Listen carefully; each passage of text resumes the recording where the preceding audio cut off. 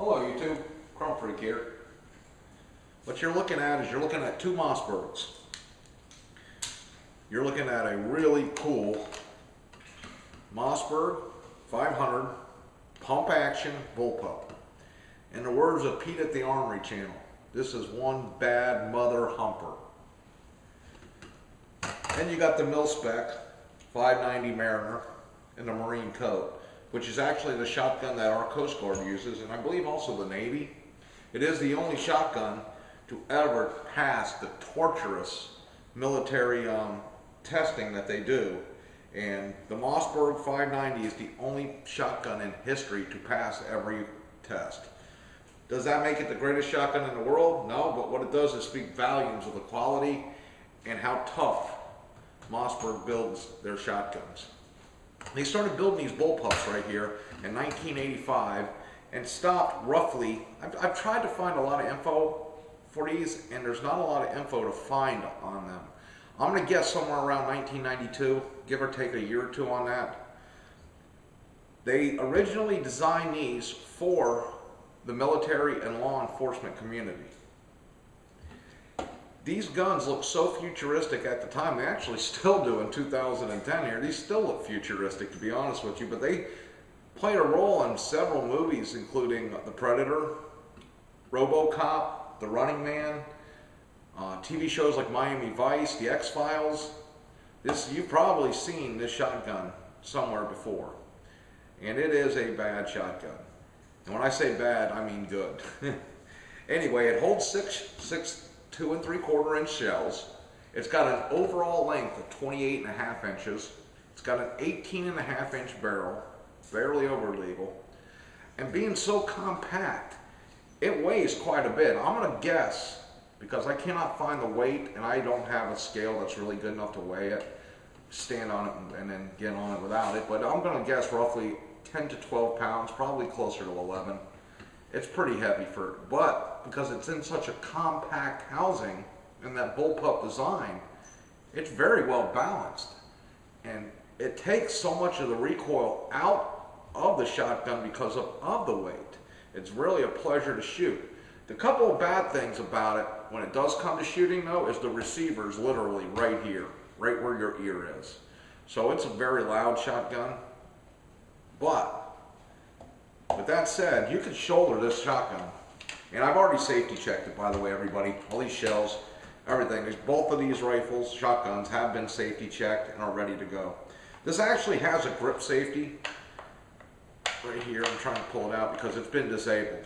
I got the shotgun and this had already been disabled. There's no need to go ahead and hook it back up, really, in my opinion. I'm gonna leave it like it is. But it's got the grip safety.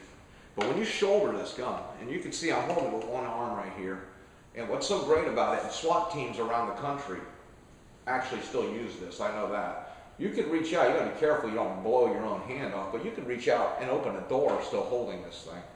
And you can spin around in a hallway. It's so short and compact and tight, and I can see why SWAT teams would love this shotgun. It's got a very rudimentary sight though. It's got one front sight right here in the carry handle.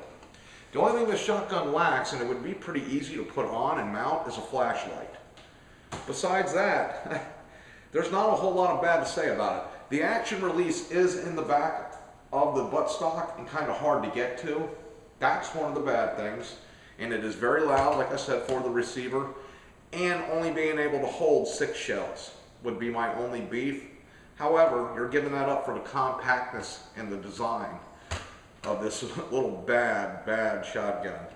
It is, it's just look at it. I mean, it speaks volumes. When you rack a shotgun, especially one that's got the looks like this, it's gonna turn heads, and I would believe put the fear of God into anybody who's ventured into your house uninvited.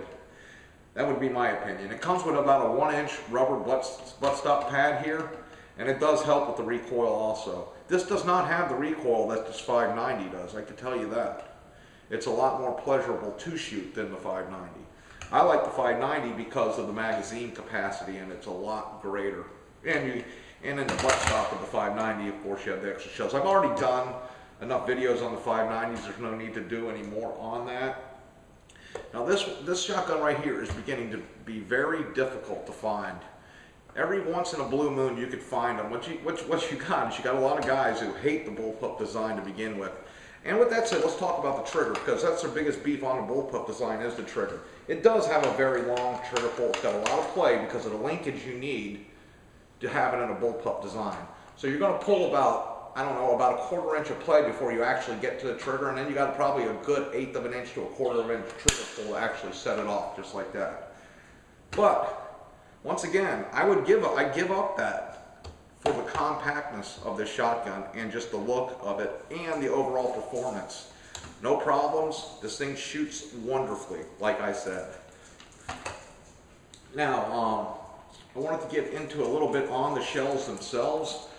The different types of slugs. You got the Sabbath slug. You got what I call just a regular slug, lead ball slug right here. And then these smooth bore shotguns, this is probably your best bet. The Sabbats, although they do work in there and they will expand, they're made more for a rifling shotgun, but once again, you can use them in here. I pretty much stick with a double-aught buck, and I like to go with a 2 3/4 inch over the 3 inch, although this is a 3-inch one right here in my hand. One other thing with shotgun shells, you can see the low brass right here, and this is a high brass. The only problems I've ever had with any shotgun shell splitting has always been with the low brass. It's not a problem that happens a lot, but if you let these things age and sit out and don't store them properly, they'll get brittle and they will crack. These high brass ones seem to last a lot longer in storage than the low ones do. Besides that, there's such a wide array and variety of shotgun shells to choose, and so many in the non-lethal side, like bean bags, and also a lot of fun on the 4th of July with bird bombs and stuff like that. But I just wanted to show you guys this shotgun. It's pretty neat. It's highly collectible, very sought after, and very hard to find. And because of that, the price on these are pretty sky high.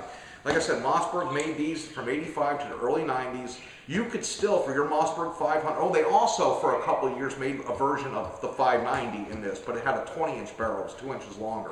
Believe it or not, that makes quite a bit of difference when you're in a hallway or something in close quarters trying to spin around. To me, this is the perfect little in-home or tight quarter shotgun. And like I said, the few guys that want to say something about this shotgun here are the ones that just can't find it, because everybody I know would love to have one of these in their collection. So if they can't get it in their collection, they want a little bit about it, you know what I mean? But they're very nice, and like I said, very sought after. You could take a 500 Mossberg today, or a 590, and call up Maverick, which is Mossberg, and they do sell the kits, the Bullpup kits for them. I don't know, this is an original shotgun from the late 80s, and it's pretty heavy, like I said. I don't know if the polymers of today, the newer ones that they're selling, where you can make this kit yourself and actually make the gun, it's worth doing, in my opinion, to buy you a pretty reasonably priced 500 and make this shotgun. I would do that if I didn't have this. And I would recommend you do too, because I think you're going to love it. But I'm not sure if the plastics on the kits today are lighter than the plastics that were used back in the late 80s. These polymers are older. They're a lot heavier than the modern, obviously. Polymers are getting better and better and better. So with that said, we'll go ahead and end this video. I just wanted to show you the shotgun. It's very cool. Give you a close up. I hope I'm in the camera here. Very tough. Here's the action release. There's that grip safety that's been disabled. There's a regular trigger safety right here. And just the length of this, it's amazing.